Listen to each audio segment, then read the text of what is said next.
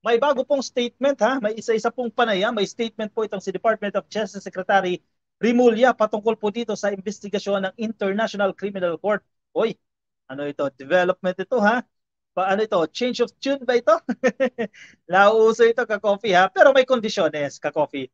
Iaalaw po ang ICC o International Criminal Court na mag-imbestiga dito sa Pilipinas if, ha, ito tandaan ninyo, if legal process met. Kailangan sumunod sila sa mga polisiya dito sa Pilipinas. Yan po yung naging pahayag daw. Pahayag daw, ka-coffee, kasi hindi natin napanood mismo yung interview. Pero chinek natin, legitimate itong website na ito just sa Tokyo, Japan, no? Mula sa Kyodo News ito. At kinuha na rin ito, inabsorb na rin itong balita na ito ng Manila Standards, no? So valid itong balita na ito. Sige, basahin natin kung anong nilalaman na ito. Bago kasi ito eh. The Philippine government may allow, maaaring pahintulutan ang International Criminal Court na magsagawa po ng investigasyon in the country, dito po sa bansa natin, kaugnay po sa naging deadly war on drugs ng administrasyon ni Duterte if, ito ha, may kondisyones ito, kung ang legal procedures ay masusunod. Its Justice Minister said Thursday, sabi po ni Rimulya sa isa pong pahayag. Sundin lang kapag as long as walang mababiolate na batas ng Pilipinas sa kung ano man itong investigasyon o inquiry, anong termino pa man yan, ang gagawin ng ICC, abay, walang problema. Diba? We are not here to stop them because if they are not doing anything legal, there's nothing wrong with that. Sabi po ni Justice Secretary Jesus Crispin Rimulya sa Kyodo News sa isa pong interview. Tinutukoy niya po dito ang ICC investigation sa anti-narcotics campaign ng Duterte administration that critics say disregarded human rights and left thousands dead, sabi ni Rimulya. Bago ito, ka-coffee ha, kasi malinaw din naman ang gusto ni PBBM dyan, walang jurisdiction itong International Criminal Court, di ba? Kasi functional yung ating justice system at hindi na tayo miyembro ng ICC. Pero ang ginigit, ka-coffee, ng kabilang kampo, yung iniimbestigahan nila dito, yung period o yung panahon na miyembro pa ang Pilipinas ng ICC. In a way, parang nagiging valid, no? Kaya medyo nagiging magulo itong usapin na ito eh. Kasi sinasabi ng kabilang kampo, no miyembro pa kayo ng ICC, may jurisdiction pa rin sila doon, no? Eh, tingnan natin kung ano mangyayari kasi may nabalitaan din tayo na mukhang nanganganib eh, itong kampo ni Duterte dito sa investigasyon na ito ng ICC kasi nagkaroon niya ng change of tune eh. Una, parang dinidisregard na and then ngayon nagiging understudy na ito.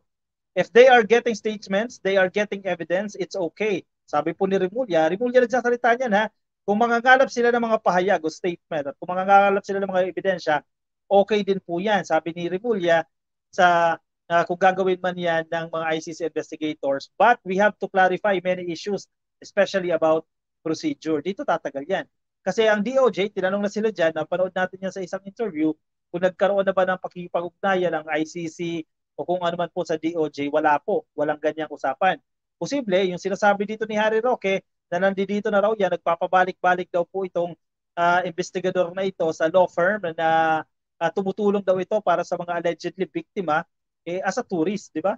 Eh syempre, pag hindi sila pwede magpakilala na ICC investigator sila o prosecutor sila dahil wala silang jurisdiction, hindi nila pwede gawin yan. Pero ito, iba ito, ka-copy ha. May conditions naman. The Philippines has not been a member of ICC since March 2019 after the Duterte administration initiated the withdrawal. It was partly for this reason that the government had objected to any ICC investigation. But the Hague-based tribunal said it retains jurisdiction over alleged crimes committed while the Philippines was a member from November 2011.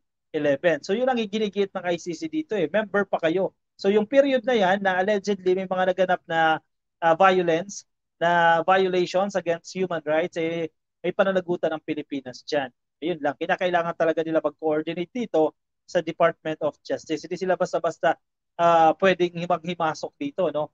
President Ferdinand Marcos, who succeeded Duterte, is opposed to the ICC investigation, citing the capability of local authorities to conduct any probe. However, he did not rule out the possibility of the Philippines joining the ICC again, saying in November that the idea is under study. Oh, natatandaan natin ito eh. Nung tinanong si PBBM kung may plano ba ang Pilipinas na muli magpamiyembro dito sa ICC, yan daw po yung pinag-aaralan pa. medyo nagiging negatibo ang dating nito ha sa kampo ng mga Duterte. Naging sunod-sunod eh. Ano pa kasi pinag-ugatan nito, di ba?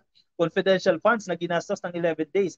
Yan ang naging ugat niyan. At kung ano-ano pa po mga remarks ang binitiwan dito ni former President Duterte sa kanyang programa. Actually, yung ginawa na yon, yung mga ginawa ni PRRD, ang laki ng consequences sa SMNI, di ba? Nasuspindi ang SMNI ng 1 month dahil sa mga instances na yan, di ba? Nabash lalo ang kanyang anak na si Vice President Sara Duterte at nadamay din ang kanyang anak na isa pa, si Pulong Duterte. So naging subject din sila ng bashing. Ano ba ito? Bashing o criticism, no? Contrary, kung nanahimik daw, kung hindi nagsalita ito, sana hindi ganito yung nangyayari sa kanila. Parang bumalik kasi sa kanila eh. Kasi pinatulan din sila ng Kongreso eh. Pinatulan din sila ni Romualdez, no? Parang hindi naman pwede na sasabihan mo ang House of Representatives na most threatened government institution. Di ba? Masakit naman yan na pinakabulok na ahensya ng gobyerno o institusyon ng gobyerno itong Congress. Siyempre, magagalit ang mga mambabatas. Nagkaroon sila ng unified statement. Nagkampi-kampi itong mga mambabatas na ito para harapin ang mga Duterte. Doon, nagsimula na ka-coffee ang kalbaryo. Di ba? Ang SMNI, nadamay, nasuspend muna. Initially, yung lang programa, hanggang buong stasyon na, nasuspend na. And meron pa itong possibility na matanggalan ito ng prangkisa.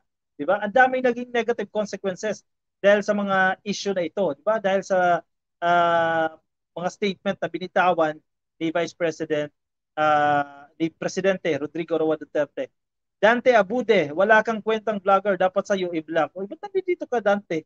Diba? Kung walang kwenta, bakit nanonood ka sa atin? Nabudol tayo ni Sara at Amy, sabi ni Kaibigan TV. Lori Mamawag, sana maayos pa rin na mahirap kumilos pag di sila nagkakasundo.